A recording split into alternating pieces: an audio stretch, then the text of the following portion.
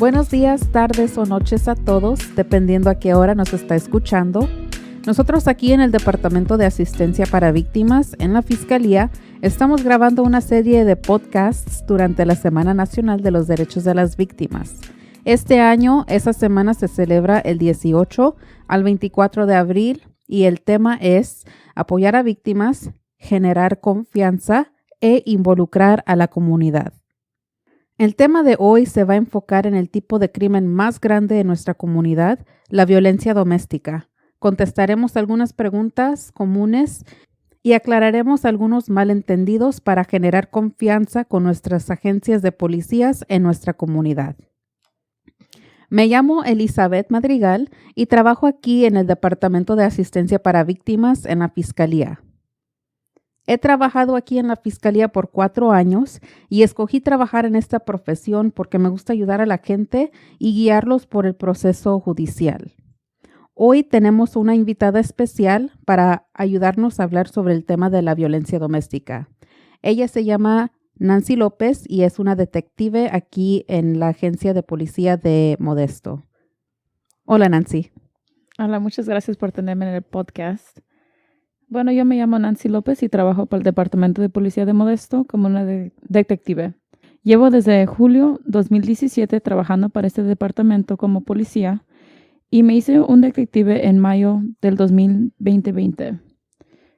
Yo empecé esta profesión porque me gusta ayudarle a la gente y me gusta ayudarle más a los latinos igualmente que a veces no pueden entender cómo se maneja el sistema judicial y es algo que a mí, con dándoles información y educación, les puedo ayudar a la gente que más necesita ayuda. Muy bien, eso nos gusta escuchar, latinos ayudando a otros latinos, ¿verdad? Ahora aquí voy a empezar con unas preguntas que tenemos, que son muchas preguntas comunes que tenemos aquí en nuestra oficina, que escuchamos a diario, para darles algunas aclaraciones sobre la información que sí es cierta y unos malentendidos que tenemos aquí.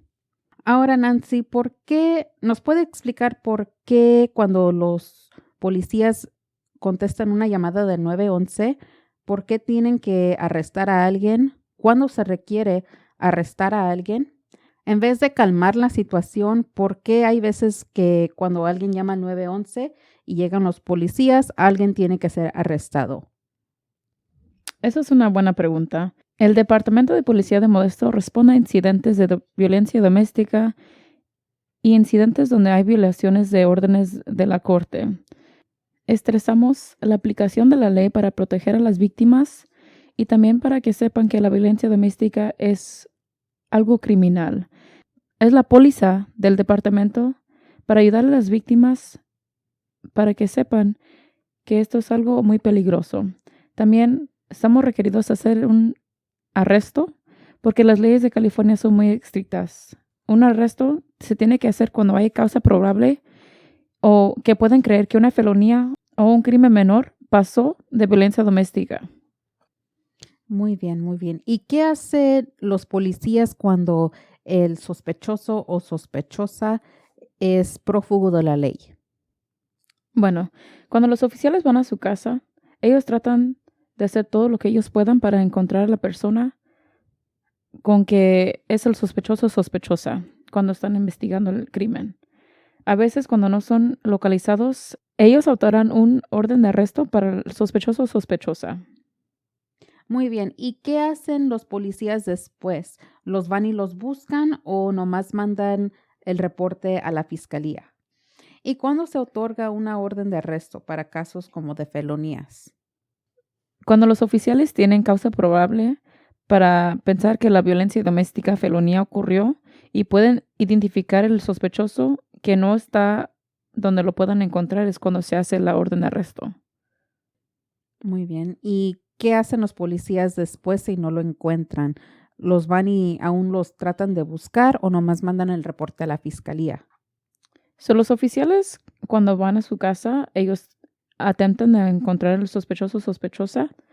Hay que decir que no los encuentran, entonces los reportes son mandados a la unidad de víctimas especiales, que sería donde yo trabajo. Yo y otros detectives somos los que son asignados los casos. Los detectives de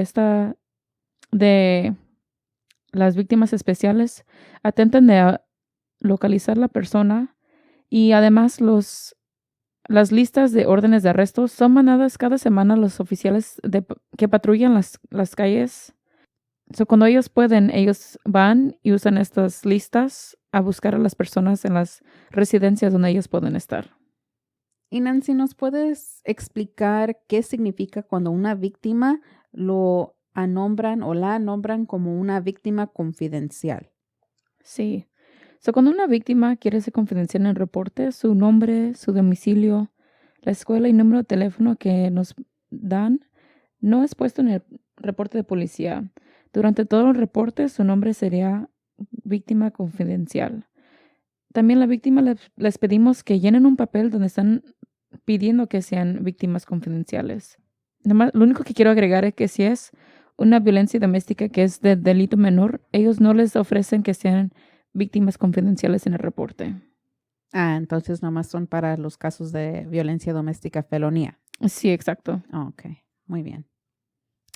¿Y nos puedes aclarar, por favor, por qué los policías le preguntan a la víctima si ellos quieren levantar los cargos, aunque la fiscalía son los que hacen la última decisión, aunque la víctima no quiera los cargos?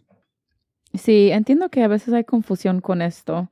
Los oficiales cuando responden a una llamada de violencia doméstica que a veces no pueden hacer un arresto, le avisan a la víctimas de sus derechos para hacer una orden de arresto privada. Cuando le piden a la víctima que si quiere hacer una orden de arresto privada, se la piden separada del sospechoso o la sospechosa y les avisan de sus derechos, de cómo puede hacer esto.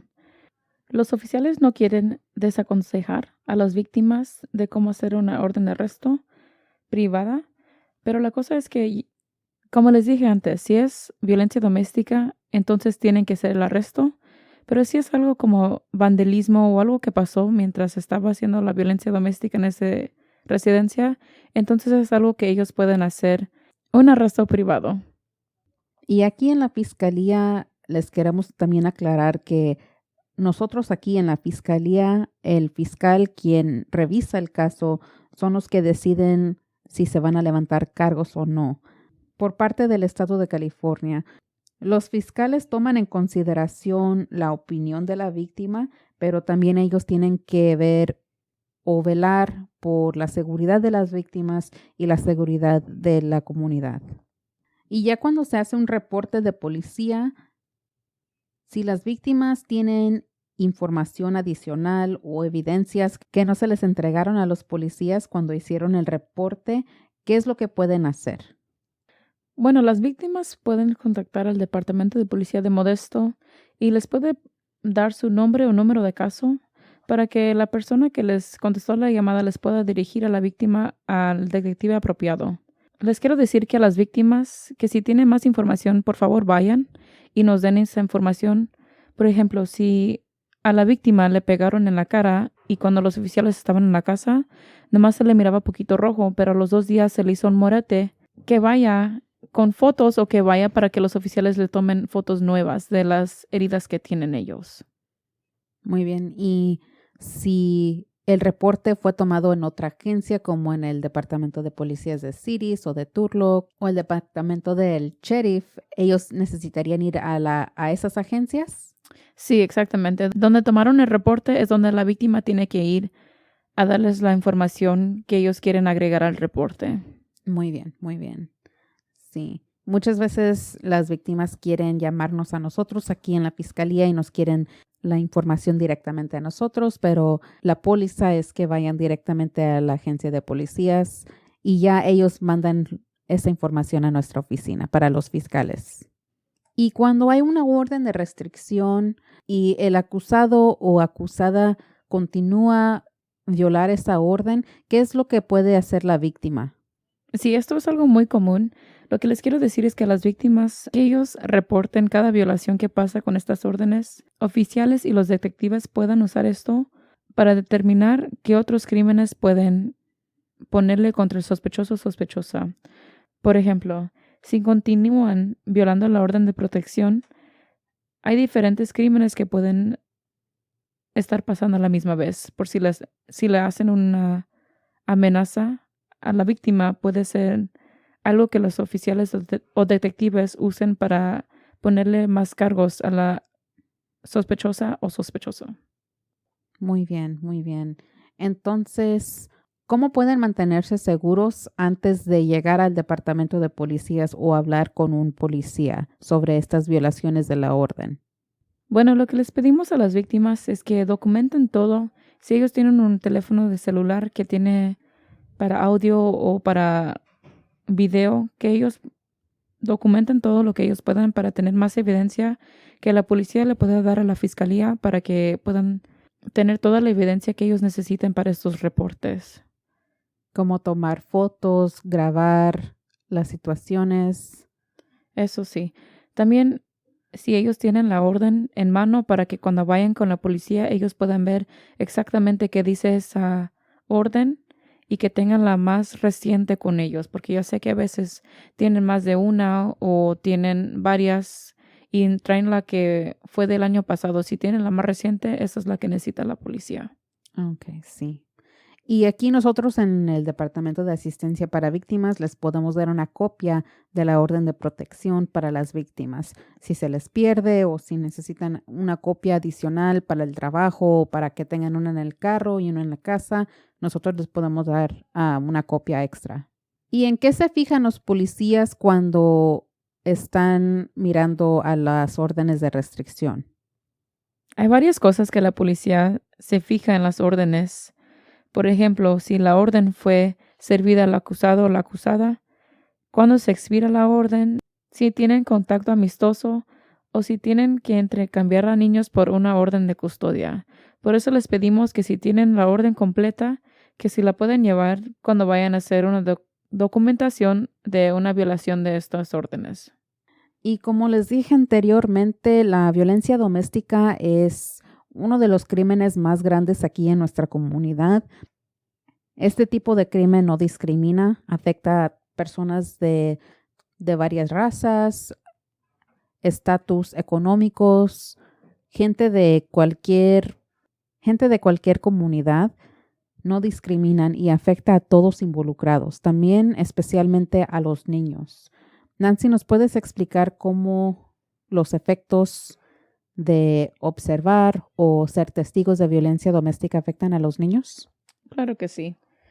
Sí, hay muchas cosas con que esto puede afectar a los niños. Por ejemplo, los puede traumatizar con miedo de la seguridad de su mamá o su papá. Los niños también se echan la culpa a veces por la violencia que ellos están viendo entre su mamá y su papá.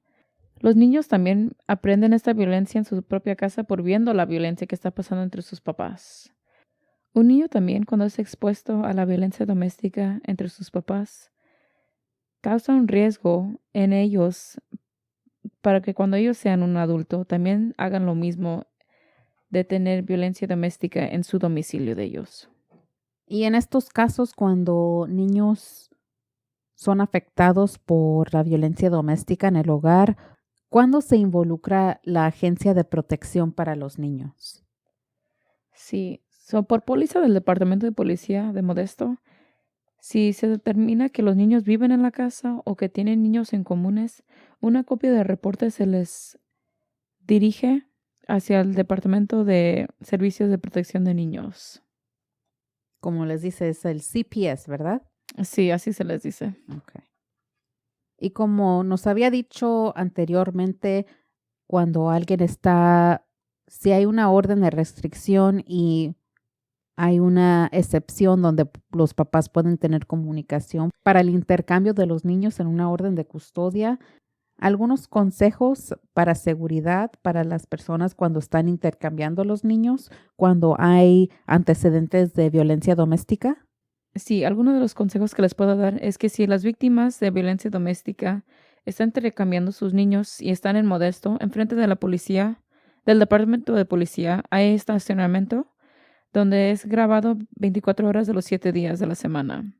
Si ellos no se pueden ver, si los papás de los niños no se pueden ver enfrente de la policía, les pedimos que ellos se intercambien a los niños en un estacionamiento público.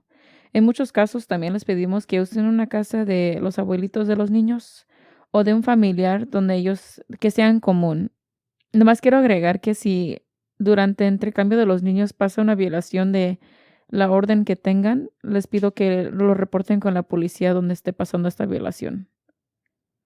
Muy bien. Y también hay unas agencias aquí locales donde ayudan a las víctimas para, donde ayudan a las personas que tienen órdenes de custodia, donde puedan tener visitaciones supervisadas o también usar su agencia para intercambiar a los niños.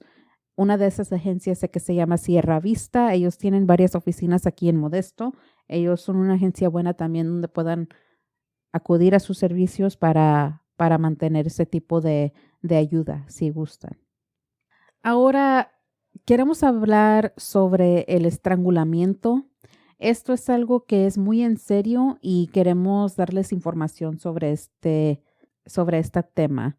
Nancy, ¿nos puedes explicar cómo los policías evalúan casos de estrangulamiento? Sí, el Departamento de Policía de Modesto, en los reportes de violencia doméstica, contiene 2 secciones que ayudan para obtener la evidencia que un estrangulamiento ocurrió. La primera sección cubre cómo el estrangulamiento ocurrió y los detalles del estrangulamiento. La segunda sección documenta los síntomas que la víctima sufrió durante y después del estrangulamiento también. ¿Y nos puedes explicar cuáles son los peligros del estrangulamiento y los efectos a largo plazo? El estrangulamiento es algo muy peligroso porque puede causar heridas que son internas en la víctima. A los oficiales del Departamento de Policía de Modesto son requeridos de cuando la víctima les dice que pasó un estrangulamiento, tiene que contactar a los paramédicos. Les aconsejamos a las víctimas que si sus síntomas siguen, que ellos busquen también atención médica. Las horas 24 a 28 después de que pasó un estrangulamiento son las más críticas porque estrangulamiento puede causar a veces hasta la muerte. Sí, suena muy peligroso lo del estrangulamiento. Nosotros aquí en el Departamento de Asistencia para Víctimas tenemos folletos específicamente para el estrangulamiento. Cada vez que tenemos un caso de violencia doméstica, aunque no haya estrangulamiento, nosotros les mandamos a las víctimas información sobre la violencia doméstica generalmente y también otro folleto aparte de eso que contiene información sobre el estrangulamiento, porque típicamente cuando hay casos de violencia doméstica, las cosas se pueden escalar y últimamente pueden llegar al estrangulamiento. Y eso es cuando la relación se pone mucho más peligrosa porque las víctimas son 7 veces más probable de ser víctimas de homicidio por su ser querido a otras víctimas, a comparación a otras víctimas de violencia doméstica. Y en ese folleto contiene información específicamente sobre el estrangulamiento y también hay un espacio allí donde puedan documentar sus síntomas o sus signos. Elizabeth, nomás quiero agregar que unos efectos de largo plazo que la víctima puede sentir es depresión, pensamientos de suicidio, problemas de memoria, ansiedad, estrés y como también te dije, heridas internas. También, como estabas diciendo, que es algo muy peligroso. También quiero decirle a la víctima que cuando pasa un estrangulamiento, el sospechoso o la sospechosa que lo hace para tener control sobre la víctima. Sí, eso sí. Literalmente el sospechoso o sospechosa tiene en sus manos la vida de la víctima. Ellos son los que deciden cuándo esa víctima toma su próximo respiro. Es algo muy peligroso y las víctimas necesitan saber que es algo que la fiscalía toma muy en serio también cuando estamos aquí revisando los casos. Y ahora aquí otras preguntas específicamente para nuestra comunidad latina. Varias veces nosotros escuchamos de las víctimas que el acusado o acusada les está amenazando a las víctimas si ellos llaman a la policía o si van a la corte, a las audiencias en la corte para atestiguar en contra de ellos, que les van a llamar a la inmigración para que los deporten. Nancy, en tu experiencia, ¿has escuchado de esto? Bueno, quiero empezar que cuando un sospechoso o sospechosa le dice a la víctima eso, les quiero recomendar que ellos hagan reporte con la policía de todos modos. A la policía no les importa si una persona es indocumentada o están aquí legalmente. Ellos están aquí para ayudarlos en su tiempo más necesitados.